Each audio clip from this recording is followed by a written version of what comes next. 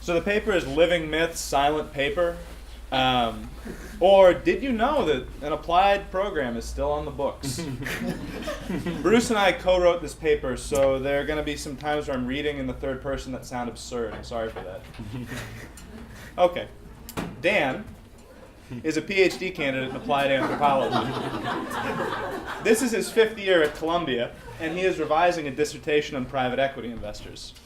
As part of his and Bruce's investigations into the origins of that, the one that Dan is in, applied program, Bruce did a lot of archival work, and Dan conducted a few interviews with TC and GSAS faculty, the Graduate School of Arts and Sciences, Schermerhorn, across the street, just for people who are not from around here.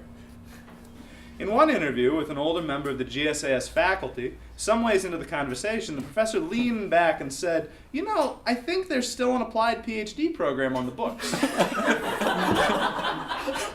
The insinuation being that the program's continued hypothetical existence is one of those curious atavisms, or even spandrels that universities sprout from time to time. Sure, one could make a PhD in applied anthropology, but really, do we have anyone around who would want to do that? Dan pointed out that he had in fact been in this program for some time now and intended to graduate from it. And the interview moved along, talking about the 60s, Marvin Harris, the Schermerhorn Empire.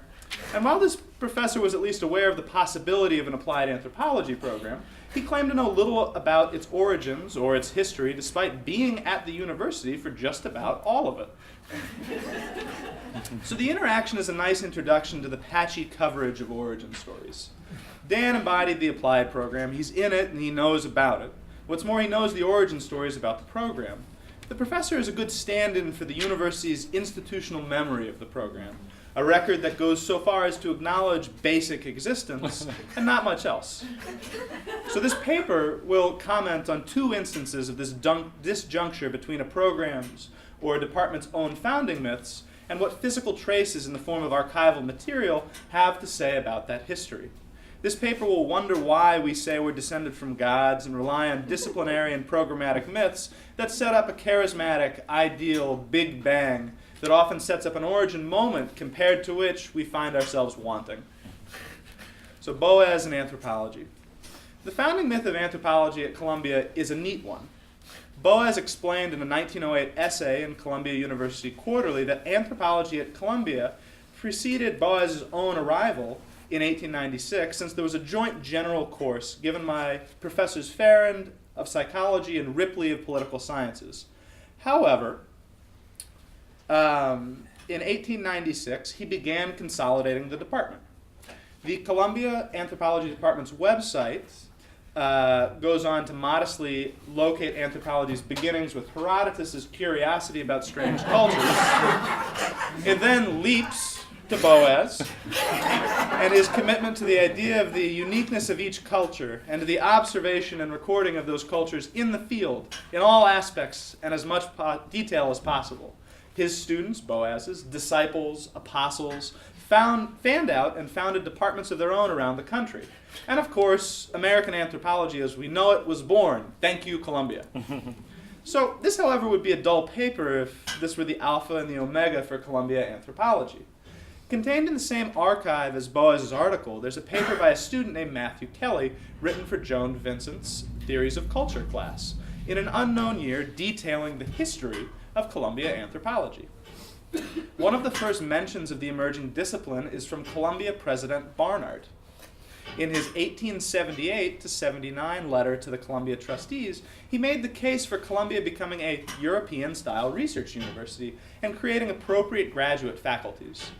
As part of his vision, he argued that graduate faculty should include poetry, the fine arts, comparative philology, commerce, statistical science, social science, diplomacy, international law, ethnology, Oriental literature, and the like. 3 years later, still pressing his case to the trustees, he writes more in detail about the inclusion of ethnology and anthropology and speculates on what the scattered bones, weapons, ornaments, and other works of humanity, as well as the peculiarities of organic structure and products of skill of savage races still existing, might reveal about a common origin of humanity.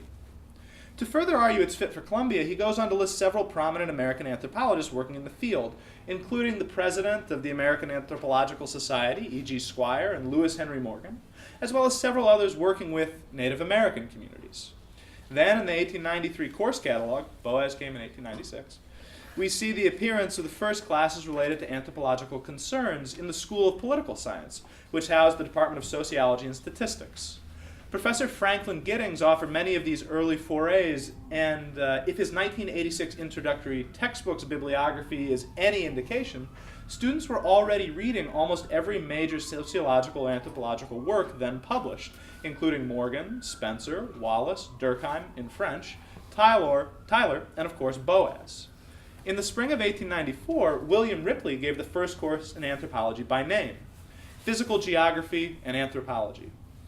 At this same time, Livingston Farron, a graduate of Columbia's medical school, returned from further studies abroad to work in Cattell's new experimental psychology lab and offered, in addition to psychology courses, a course titled Anthropology. True to the physical anthropological bias in much of the anthropology at this time, both Ripley and Farron engaged in quite a bit of head measuring, particularly of freshmen. Ripley published his findings on anthropogeography, primarily concerned with Europe, which Boas criticized in print just before beginning his lectureship. So clearly anthropology existed in a fair amount of depth and variety at Columbia prior to Boas, but the university granted no degrees.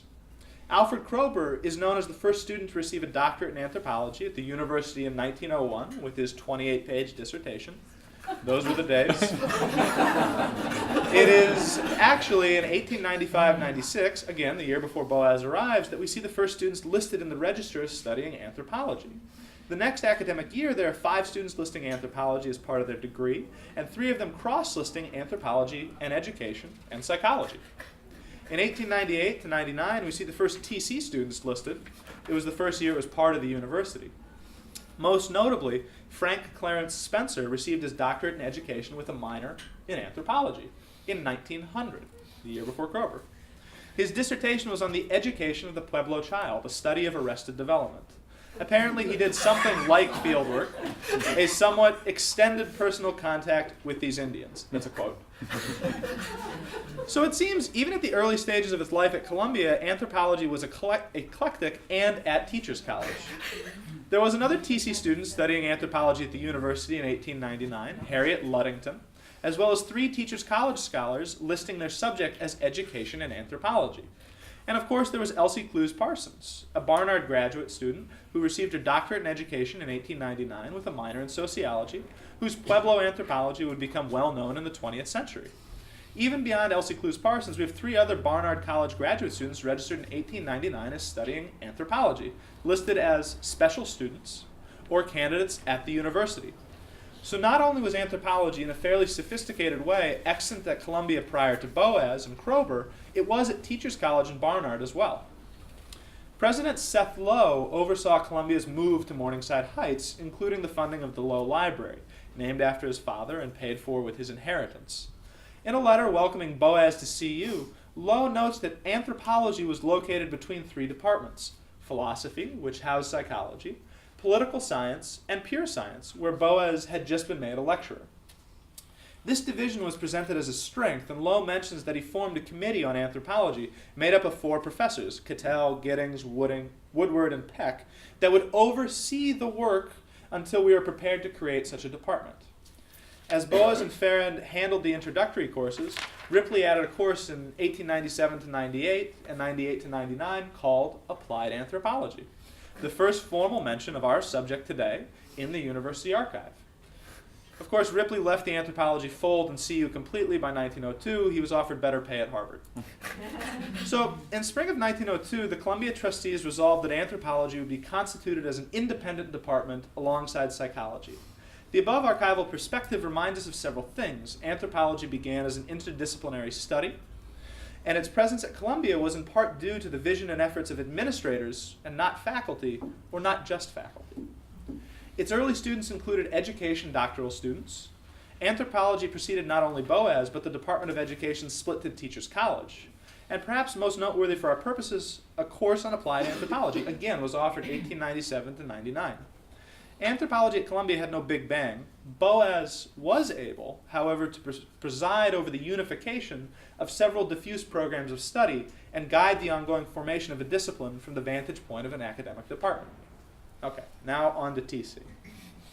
So again, anthropology has a long history at Teachers College, many years prior to the formation of the Applied Anthropology PhD program in the late 60s. I thought we had 25 minutes on the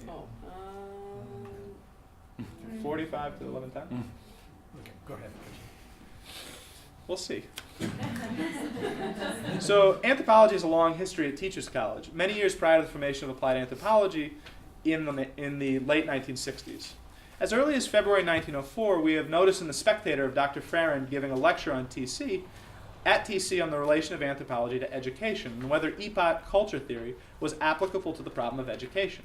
In April of 1933, Malinowski gave a series of 3 lectures at Teachers College, beginning with How Can Anthropology Be Applied to Modern Life in the TC Chapel.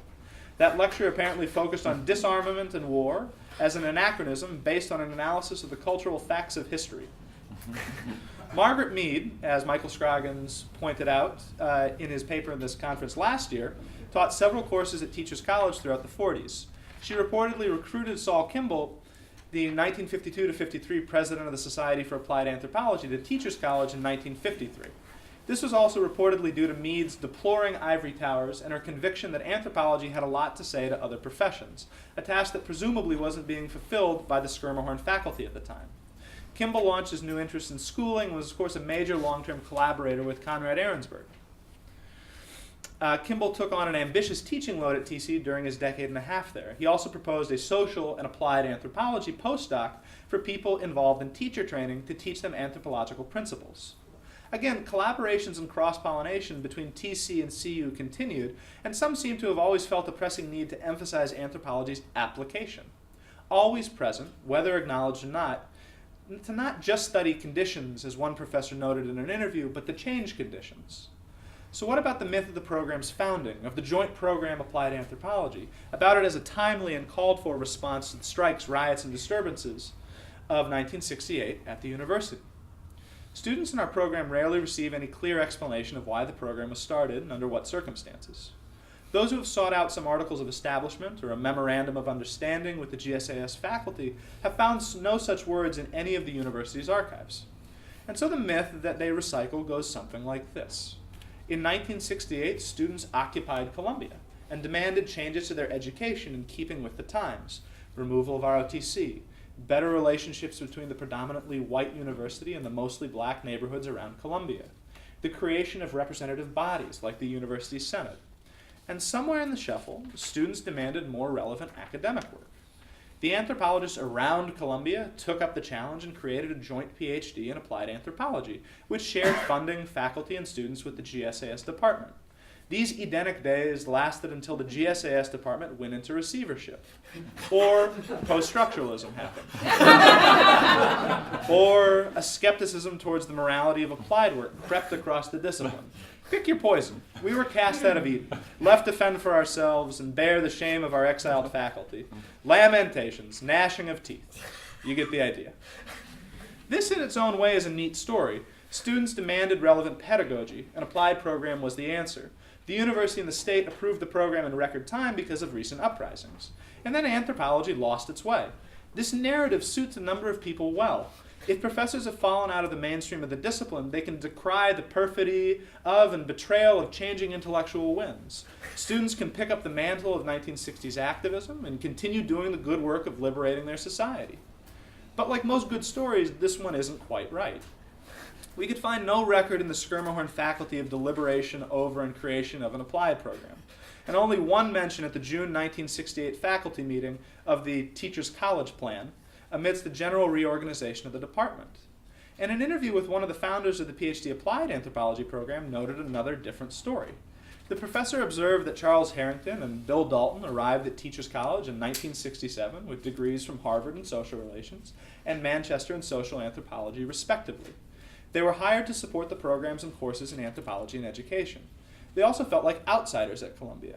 They noted that the only person in the anthropology department at the time who didn't have a Columbia PhD was Konrad Ahrensberg, Harvard, the man who had been teaching courses in applied anthropology in the GSAS department, Ahrensberg. The rest of the department was still haunted by the ghost of Julian Stewart and various ecological paradigms. What's more, Harrington and Dalton had no interest in, quote, being put in the mode of the dowdy teacher's college professor. They felt that their degrees were first rate, and they also felt it was absurd that people were running around claiming to be anthropologists with just a master's in applied anthropology. They felt like master's work didn't give people sufficient time to get good at field work. So the two young professors, with perhaps more chutzpah than sense, put together a proposal for a PhD program in applied anthropology. They noted that the faculty executive committee at Teachers College didn't know what to make of these anthropologists. Dalton and Harrington argued that TC has a history of applied work, and there were a lot of people coming back from the Peace Corps for whom the program would be attractive. These folks knew what they wanted anthropology to do for them. So in more a vein of confusion than overt support, the faculty executive committee approved the applied PhD program, and it was on various presidents' desks in the spring of '68. Here is where the myth of '68 comes in. The professor guesses that the program was approved as quickly as it was because of all the politics and turmoil that was in the air. This was a good time for it. Students were out picketing, and just like that, they admitted the first 6 doctoral students, 3 by GSAS and 3 by Teachers College. And between Marvin Harris and Conrad Ahrensberg at GSAS and Dalton, Harrington, and Komitas, who had returned from leave the year the program was proposed, there was truly a joint program at least for a little while. In the early days, there was a fair amount of grant money around to pay for PhD fellowships, from places like the National Institute for Mental Health and foundations with an interest in nursing. What's more, TC faculty serve in the executive committee with Barnard faculty of the GSAS, the mothership anthropology department. Then, of course, paradise was lost. The department went into receivership and was chaired by a classicist. The Barnard and TC faculty were turned out of the garden because they were going to spoil the tenure case of one of the classicist's friends, and that was that. The professor went on to note that they were always able to admit a more eclectic mix of students than the GSAS faculty. They took people with anthropology backgrounds, older people, people from the Peace Corps, and so on. He also noted that they never defined what applied anthropology exactly ought to be. And this fits our prejudice as well.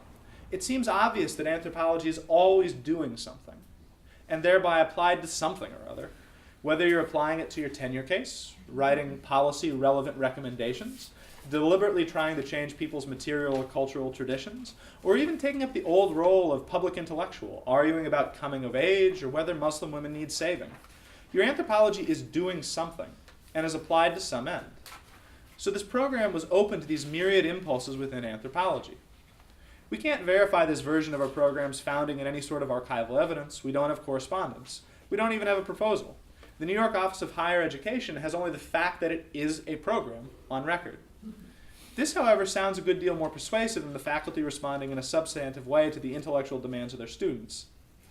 2 professors found a space, a precedence, and a bit of a chip on their shoulder. And they started a program that allowed more space for maneuver in terms of academic projects and potential students than a typical anthropology program. And part of the reason they were able to do this is because of a lengthy history of applying anthropology at Columbia. So in the larger case of the discipline of anthropology and Boaz's Big Bang, and in the smaller case of the founding of an applied anthropology PhD program at Columbia, we've seen a mythical charter that contradicts archival and interview accounts of departmental and programmatic origin. What's more, in the larger discipline of anthropology, it often feels like we're trying to recapture the Boazian sacred bundle of the 4 fields. Or more narrowly in applied anthropology, to rediscover the hot urgency of 1968 and Margaret Mead's expansive notion of anthropology. In many ways, these origin stories do crucial work in the context of the myth of the eternal return. Severin Fowles, in his book, An Archaeology of Doings, talks about modernity's dominant myth of eternal return.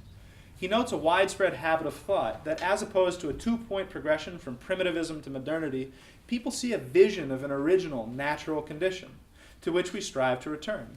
3 points instead of 2. Idyllic origin, biblical fall, revitalization, and renewal. For Fowles, this emerges in archaeologists seeking and constructing pristine egalitarian and communal small-scale prehistoric societies, who have primordial religion which sits upon a kind of moral pedestal as having been practical, tolerant, democratic, ecologically adaptive, and supportive of both the individual and the community. Sounds like anthropology. With which archaeologists use as a fabricated foil for modernity's or state society's faults. Similarly, we can see these anthropological founding myths as pointing toward a pure inspirational founding moment.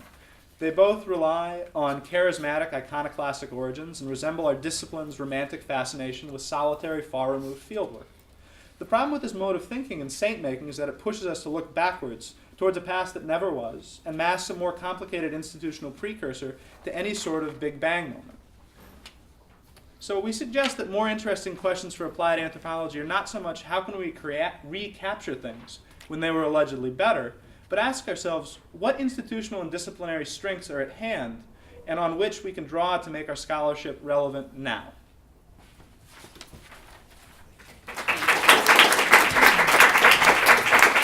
So the paper is Living Myths, Silent Paper.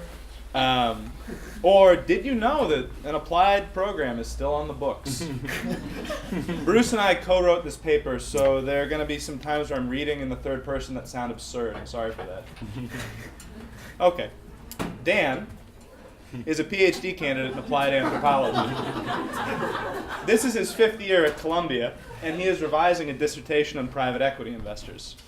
As part of his and Bruce's investigations into the origins of that, the one that Dan is in, applied program, Bruce did a lot of archival work, and Dan conducted a few interviews with TC and GSAS faculty, the Graduate School of Arts and Sciences, SCRM, founding myths, and what physical traces in the form of archival material have to say about that history. This paper will wonder why we say we're descended from gods and rely on disciplinary and programmatic myths that set up a charismatic, ideal Big Bang that often sets up an origin moment compared to which we find ourselves wanting. So Boaz and anthropology. The founding myth of anthropology at Columbia is a neat one. Boaz explained in a 1908 essay in Columbia University Quarterly that anthropology at Columbia preceded Boaz's own arrival in 1896, since there was a joint general course given by Professors Farrand of psychology and Ripley of political sciences. However, these Marvin Harris, the Schermerhorn Empire, and while this professor was at least aware of the possibility of an applied anthropology program, he claimed to know little about its origins or its history, despite being at the university for just about all of it. So the interaction is a nice introduction to the patchy coverage of origin stories. Dan embodied the applied program. He's in it and he knows about it. What's more, he knows the origin stories about the program. The professor is a good stand-in for the university's institutional memory of the program, a record that goes so far as to acknowledge basic existence and not much else. So this paper will comment on 2 instances of this disjuncture between a program's or a department's own. In 1896, he began consolidating the department. The Columbia Anthropology Department's website goes on to modestly locate anthropology's beginnings with Herodotus' curiosity about strange cultures. It then leaps to Boaz and his commitment to the idea of the uniqueness of each culture and to the observation and recording of those cultures in the field, in all aspects and as much detail as possible. His students, Boaz's, disciples, apostles, fanned out and founded departments of their own around the country.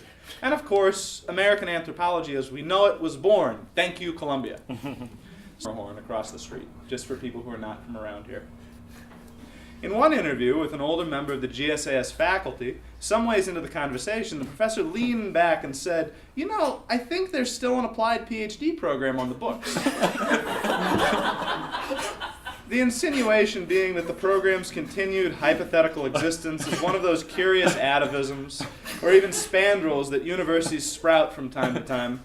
Sure, one could make a PhD in applied anthropology, but really, do we have anyone around who would want to do that? Dan pointed out that he had in fact been in this program for some time now and intended to graduate from it. And the interview moved along, talking about the 60s.